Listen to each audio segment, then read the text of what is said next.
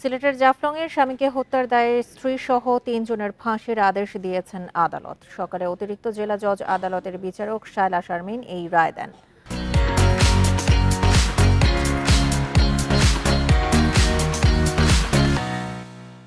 রাষ্ট্রপক্ষের আইনজীবী অ্যাডভোকেট জালাল উদ্দিন জানান, ২০২৩ সালের ১৬ এপ্রিল গোয়াইনঘাটে রিভারভিউ হোটেলের ড্রেনে আল ইমরান নামের এক পর্যটকের মরদেহ পাওয়া যায়। ঘটনার পর পালিয়ে যায় তার স্ত্রী খুশনাহার বেগম।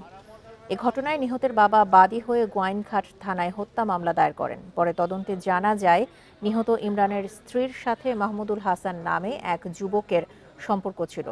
এর জের ধরে তাকে ঘুমের ওষুধ খাইয়ে শ্বাসরুদ্ধ করে হত্যা করে তারা। পরে কথিত প্রেমিক মাহমুদ ও তার সহযোগী নাদিমকে গ্রেপ্তার করে পুলিশ। এদিকে নাটোরে মাদক বহনের দায়ে কবির ইসলাম নামে এক যুবককে যাবজ্জীবন কারাদণ্ড দেওয়া হয়েছে।